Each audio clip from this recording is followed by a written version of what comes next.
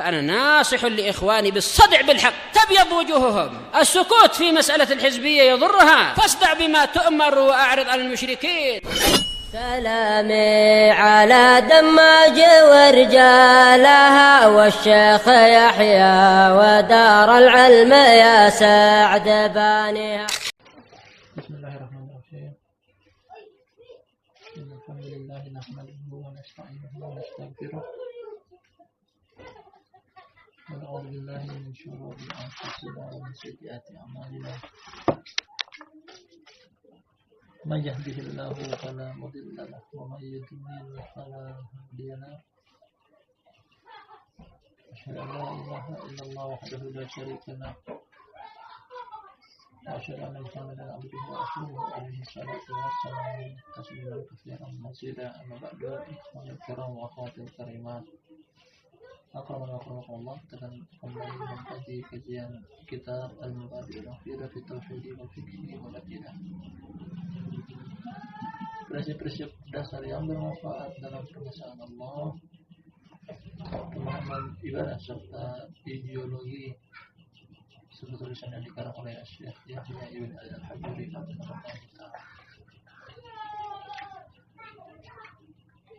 Ikhwan fillah, dengan berakhirnya kajian tentang melihat kepada wajah Allah Subhanahu wa Ta'ala yang merupakan puncak tertinggi kenikmatan dalam surga, selesai pula kita tentang kajian yang pernah kita sebutkan hal-hal berupa kejadian, tragedi, peristiwa dari tahapan dan jenjang yang akan terjadi pada hari kiamat. Artinya materi yang setelahnya bukan lagi berkaitan dengan hari kiamat, tapi berkaitan dengan materi-materi yang berbeda lainnya.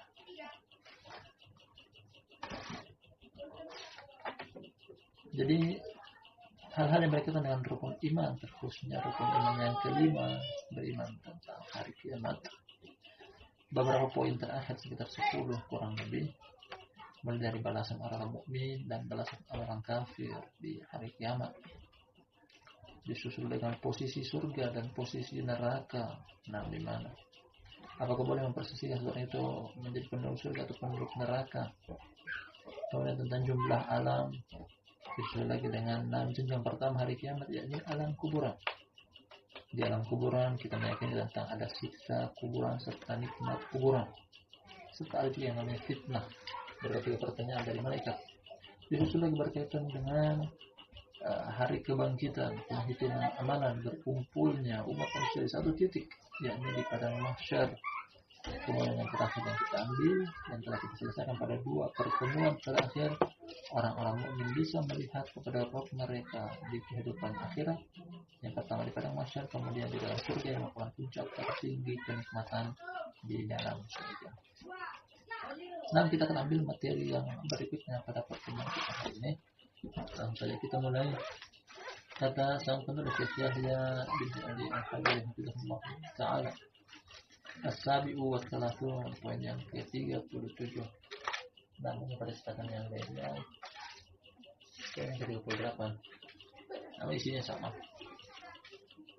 Kata Syekh Yahya, fa qila laka, apabila dikatakan kepada engkau, apabila ditanyakan kepada engkau, mada ta'taqidu fil Qur'anil Karim alladhi fil mushaf. Bunyi pertanyaannya, apa yang engkau yakini tentang Al-Quran yang mulia yang terdapat di dalam mushaf, mushaf Al-Quran. Sebelum kita membaca jawaban dari pertanyaan yang beliau bawakan, perhatikan Al-Quran Al-Karim. Sang penulis bawakan ini termasuk materi akidah, salah satu di antara 3 materi menonjol dalam buku Mubadi' al-Aqidah.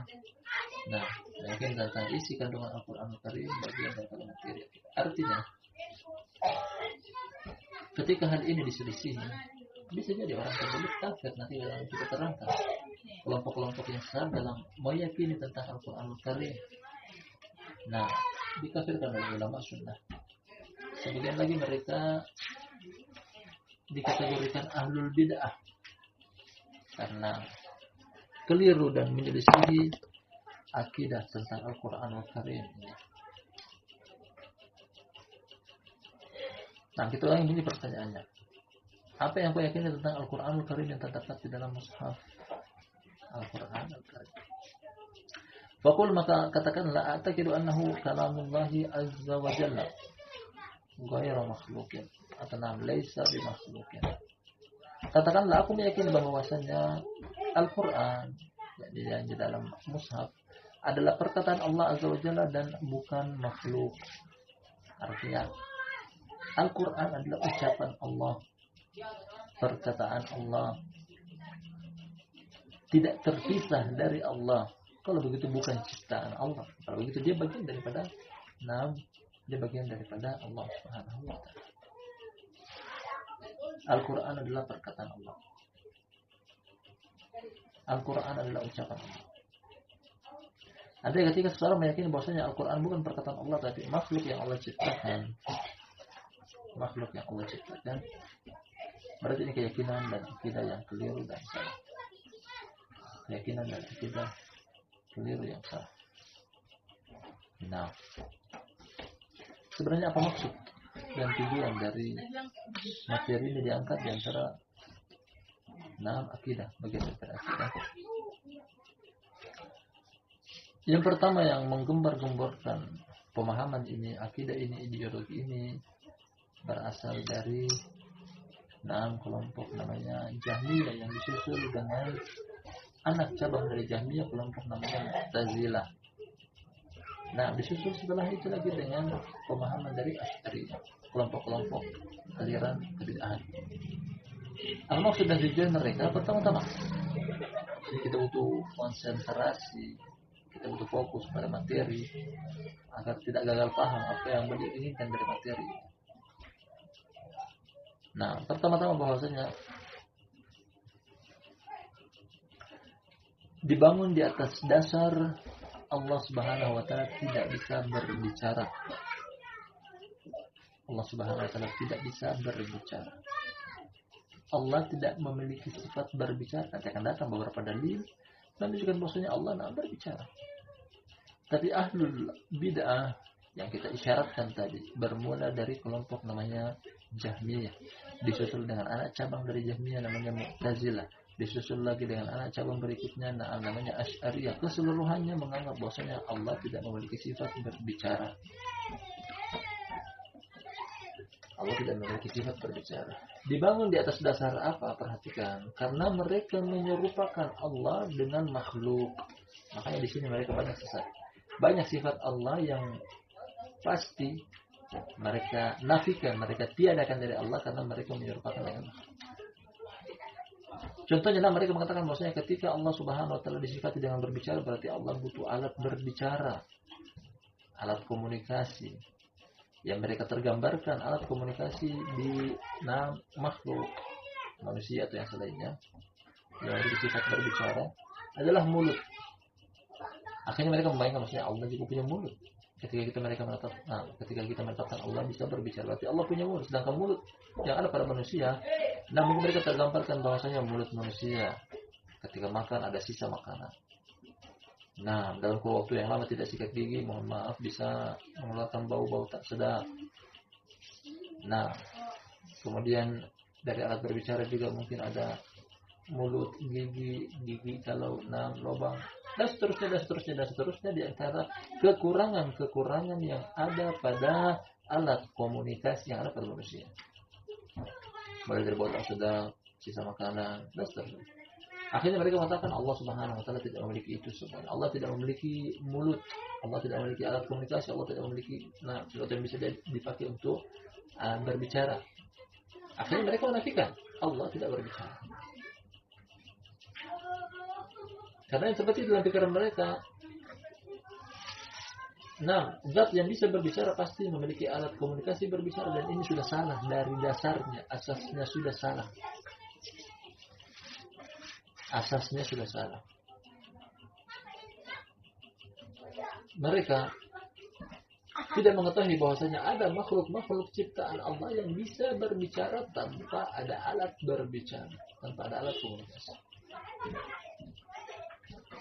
Nah, Dalam dua tempat dalam Al-Quran, dalam surat Al-Isra, yang kedua dalam Toha.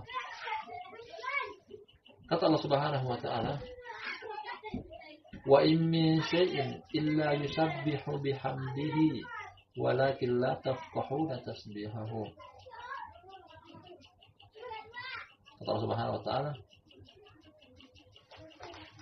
tak satu pun yang ada di alam semesta ini, di langit dan bumi, kecuali bertasbih mensucikan Allah Subhanahu wa taala, akan tapi kalian wahai umat manusia tidak mengetahui tentang bentuk tasbih mereka. Allah Subhanahu wa taala menyebutkan secara umum apapun yang ada di permukaan bumi ini. Dari istilah mungkin kita kenal ada benda hidup, ada benda mati, ada dengan wujud namanya cair, gas dan padat. Semuanya yang dimaksud ayat tersebut adalah seluruhnya. Yusabbihu bihamdihi, bertasbih mensucikan Allah. Walakin la tafqahuna tasbihah, tapi kalian tidak mengetahui tentang bentuk tasbih mereka. Nah, dengan sebuah hadis yang menunjukkan tentang ada makhluk yang bisa terdengar suaranya namun tidak diketahui tentang alat komunikasi atau alat berbicaranya. Datang dalam Sahih Bukhari bahwa ketika awal Nabi SAW membuat masjid di kota Madinah, beliau menjadikan sesuatu yang untuk beliau berdiri berorasi atau berkhutbah di Masjid Nabawi adalah hanya sebatang pohon kurma yang dibentangkan, yang ditidurkan. Batang pohon kurma yang beliau berdiri di atasnya untuk berkhutbah di Masjid Nabawi di Madinah. Kemudian sebagian sahabat berinisiatif untuk membuat mimbar yang lebih bagus dari mereka. Kemudian mereka hadiahkan kepada Nabi SAW. Mimbar yang berupa 3 derajat, dibangun memiliki 3 derajat. Ketika ada mimbar yang berwujud 3 derajat tadi, 3 tingkatan, mimbar yang pertama, mimbar yang mula-mula adalah sebuah batang pohon yang terbentang begitu saja. Nabi SAW mendengar rintihan tangisan batang pohon tersebut. Nabi SAW mendengar rintihan tangisan batang pohon tersebut. Nabi SAW datang mendekat sambil memeluknya, kemudian berkata, "Kenapa engkau menangis? Kenapa engkau merintih?" Kemudian ternyata dia mengeluarkan suara. Dia mengatakan bahwasanya, wahai Rasulullah, engkau sudah punya mimbar yang baru. Akhirnya suatu saat nanti aku tidak lagi dipakai. Terus menangis. Dengan suara dia. Akhirnya Nabi SAW memeluk sambil mengelus-ngelus dia, menenangkan dia. Akhirnya dia pun tenang setelah dipeluk oleh Rasulullah SAW. Inti dari kisah yang barusan kita bawakan bahwasanya ada makhluk ciptaan Allah Subhanahu wa taala yang bisa berbicara, mengeluarkan suara yang didengar oleh makhluk lainnya, namun tanpa kita ketahui bahwasanya dia memiliki alat pembicaraan suara. Jadi mereka memiliki pemahaman bahwasanya ketika menetapkan Allah bisa berbicara, berarti Allah juga punya mulut yang terkadang bisa kita pahami, mungkin mulut ada mengeluarkan bau tak sedap, sisa makanan dan seterusnya. Ini pemahaman yang salah. Kalau pada makhluk Allah bisa membuat makhluk tersebut bisa berbicara tanpa alat berbicara, pada Allah Subhanahu wa taala min babi aula, lebih pantas. Itu pemahaman mereka dibangun di atas dasar yang salah. Apalagi dalil mengatakan bahwasanya Allah bisa berbicara dengan suara yang terdengar. Jadi Al-Quran adalah kalamullah. Dengan sebab ini, dengan sebab landasan pemahaman yang keliru ini, mereka menafikan Allah tidak berbicara. Karena Allah tidak memiliki alat untuk komunikasi atau berbicara. Akhirnya mereka meyakini bahwasanya Al-Quran bukan kalamullah, bukan perkataan Allah, tapi makhluk ciptaan Allah yang Allah buat dalam bentuk Al-Quran. Di sini dia. Dan aliran sesat yang mengusung pemahaman ini kita sebutkan tadi, yang pertama datang dari kelompok namanya Jahmiyah, yang didirikan oleh seorang ahli bidah namanya Jahm bin Safwan. Kemudian disusul dengan anak cabang dari Jahmiyah namanya Mu'tazilah, diikuti juga oleh secara generasi demi generasi turun temurun oleh kelompok namanya Asy'ariyah. Dan itu semua masih ada sampai kita zaman sekarang. Asy'ariyah masih begitu banyak, keluar dari Mesir, Nah, menganggap bahwasanya Al-Quran adalah dan seterusnya seperti apa yang telah kita ambil di sini. Jadi yang tepat adalah meyakini bahwasanya Al-Quran adalah perkataan Allah dan bukan makhluk ciptaan Allah. Dan ini pendapat ini menunjukkan tentang akidah Ahlussunnah wal Jamaah. Yang menyelisihi pendapat ini dia adalah kafir. Karena menafikan sifat Allah adalah kekufuran. Wa dalilu qaulullah ta'ala, ada penjelasan hukumnya perkataan Allah yang maha tinggi, wa in ahadun minal musyrikin astajaraka fa ajirhu hatta yasma'a kalam Allah. Sisi pendalilannya adalah ada pada potongan akhir dari ayat ini. Kata Allah Subhanahu wa ta'ala, jikalau seorang dari kalangan musyrikin meminta jaminan keamanan kepada engkau, fa'ajirhu, berikanlah jaminan keamanan, hatta yasma'a kalam Allah, sampai dia mendengar perkataan Allah. Nah, potongan ayat dari surat At-Taubah menerangkan Allah sendiri yang mengatakan bahwasanya ada kalamullah. Sampai mereka mendengar kalamullah, sampai mereka mendengar Al-Quran. Ayat ini mengisahkan tentang ketika ada orang-orang musyrik yang non-muslim yang tidak mentauhidkan Allah datang ke kota Madinah meminta jaminan keamanan, entah untuk berdagang, entah untuk sekadar mengunjungi anggota keluarganya, atau dengan tujuan apapun itu, entah masuk ke kota Madinah namun dengan latar belakang orang musyrik non-muslim. Jangan dihalangi, biarkan dia masuk ke kota Madinah. Karena ternyata ada unsur dakwah di dalamnya. Apa itu? Sampai dia mendengar Al-Quran dibacakan. Dan Allah mengistilahkan Al-Quran dengan hatta yasma'a kalam Allah, sampai dia mendengar perkataan Allah. Jadi dalil yang mengatakan bahwasanya Al-Quran adalah perkataan Allah. Nah, demikian juga ayat yang lainnya seperti pada perkataan Allah Subhanahu wa ta'ala. Nah,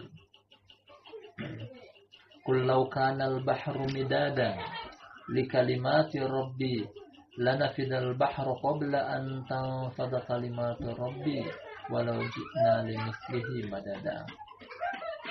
Nah, kata Allah Subhanahu wa ta'ala, qul law kana al-bahru midadan, seandainya lautan yang begitu luasnya, samudra yang begitu luasnya di atas permukaan bumi berubah menjadi tinta, yakni untuk menulis perkataan Rabb engkau, lanafidal bahr, niscaya akan habis air lautan, qabla an tanfada kalimatu rabbi, sebelum selesai ditulis ucapan Rabb engkau, walau ji'na limithlihi madada, meskipun didatangkan lagi dengan berkali-kali lipat jumlah air lautan yang sama. Nah, ini pun sebagai landasan hukum bahwasanya Al-Quran, Allah Subhanahu wa ta'ala bisa berbicara. Allah Subhanahu wa ta'ala memiliki sifat al-kalam, berbicara, punya sifat al-kalam, yakni bisa berbicara. Al-Muhim dari poin yang ke-37 pada cetakan di depan kita ini, bahwa kita yakini, kita percayai, kita akidahi bahwasanya Al-Quran adalah perkataan Allah dan bukan makhluk. Dan ini bagian daripada akidah kaum muslimin. Yang menyelisih akidah ini bisa terjerumus dalam salah satu dari dua kesesatan. Pertama, kalau bukan kekufuran atau kebid'ahan.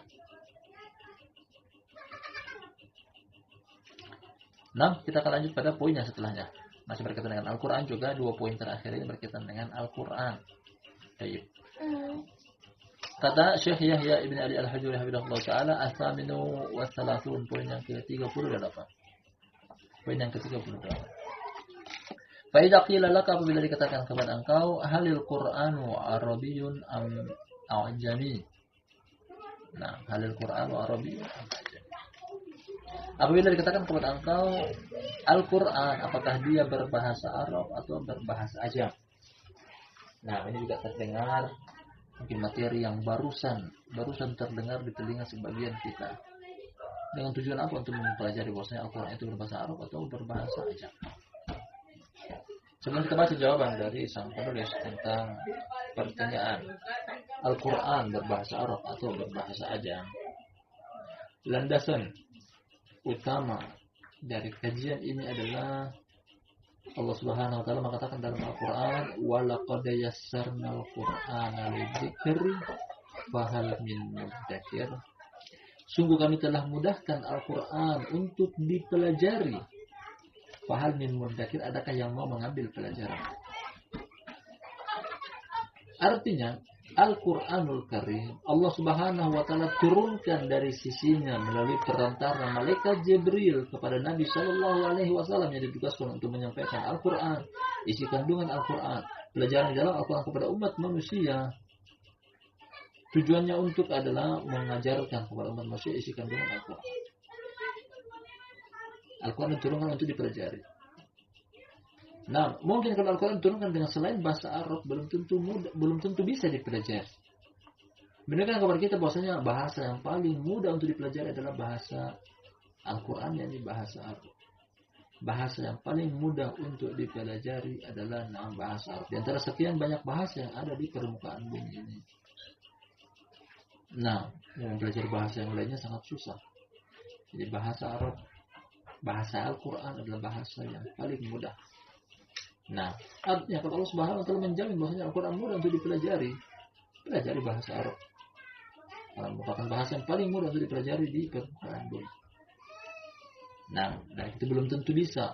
Entah apa yang terjadi kalau seandainya Al-Quran tersebut turun dengan bahasa ajam. Entah bahasa, apa di permukaan bumi yang sulit untuk dipelajari. Kita baca jawaban dari sang penulis. Faqul huwa Arabiyyun. Katakanlah Al-Quran adalah berbahasa Arab. Al-Quran berbahasa Arab, berbahasa Quraisy yang merupakan suku termulia di kalangan bangsa Arab. Nah, demikian juga Nabi SAW dari orang Arab. Al-Quran turun di negeri Arab dan seterusnya. Wa dalil qaulullah ta'ala, adapun sesungguhnya adalah perkataan Allah yang maha tinggi, inna ja'alnahu Qur'anan Arabiyyan la'allakum ta'qilun. Sesungguhnya kami menjadikan dia, yakni Al-Qur'an, berbahasa Arab agar supaya kalian bisa memahaminya. Bahasa yang paling mudah dipahami adalah bahasa Arab dengan kaidah-kaidah bahasa Arab, dengan begitu mudahnya untuk dipelajari. Nah, agar supaya Al-Qur'an itu adalah sesuatu yang mudah untuk dipelajari oleh umat manusia. Baik, kita lanjutkan dalil berikutnya. Jadi Al-Quran turun dengan bahasa Arab dengan tujuan untuk mudah dipahami, dipelajari. Wa qauluhu ta'ala, dalam landasan hukum berikutnya perkataan Allah, nazala bihi ruhul amin ala qalbika litakuna minal mundirin bilisanin arabiyyin mubin. Nazala bihi ruhul amin, Al-Quran turun dengannya ruhul amin. Ini malaikat Jibril disebutkan dengan ruhul amin. Ruhul amin turun membawa Al-Quran dari Allah Subhanahu wa taala tentunya. Ala qalbika, turunkan kepada hati engkau, yang dimasukkan langsung ke dalam hati Nabi SAW, dihafal, dipahami, dipraktekkan. Litakuna minal mundirin wahai Muhammad, agar supaya engkau menjadi orang yang memberikan peringatan. Al-Quran datang sebagai pemberi peringatan, salah satu di antara visi dan misi Al-Quran diturunkan. Bilisanin Arabiyyin mubin, dengan bahasa Arab yang jelas. Dengan bahasa Arab yang jelas. Nah, Al-Quran dengan bahasa Arab dari dua dalil. Dari dua dalil. Kita bacakan dalil yang ketiga, masih dari rupa Al-Quran. Kata Allah Subhanahu. Sudah selesai dua ayat saja yang boleh dibawakan dalam poin ini, bahwasanya Al-Quran berbahasa Arab. Nah, fawaid yang disebutkan oleh para ulama termasuk Syekhul Islam Ibnu Taimiyah rahmatullahi alaihi menyebutkan bahwasanya kita nggak bayangkan kalau seandainya Al-Quran tersebut dengan bahasa selain bahasa Arab, belum tentu kita umat manusia seluruhnya bisa mempelajarinya. Karena bahasa Arab adalah bahasa yang paling mulia, bahasa yang paling indah, bahasa yang paling mudah. Allah janjikan dalam Al-Quran Al-Karim, walaqad yassarnal Qur'ana lidzikri fahal min mudzakir. Nah, sungguh kami telah mudahkan Al-Quran untuk dipelajari. Adakah yang mau mengambil pelajaran di dalamnya? Janji dari Allah, bahasa Arab adalah mudah, bahasa Arab adalah gampang, dan bahasa Arab adalah sangat memiliki nilai sastra yang tinggi. Dari itulah Allah Subhanahu wa taala sengaja memilih Al-Quran dengan berbahasa Arab agar mudah untuk dipahami dan dipelajari.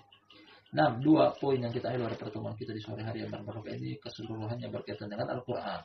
Al-Quran adalah perkataan Allah dan bukan makhluk. Al-Quran adalah berbahasa Arab dan bukan berbahasa ajam. Nah, mudah-mudahan apa yang kita sampaikan pada pertemuan kita di sore hari ini berbarokah, lebih dan kurangnya mohon dimaafkan. Nah, kita tutup dengan doa kafaratul majelis. Subhanakallahumma wa bihamdik, asyhadu an la ilaha illa anta, astaghfiruka wa atubu ilaik.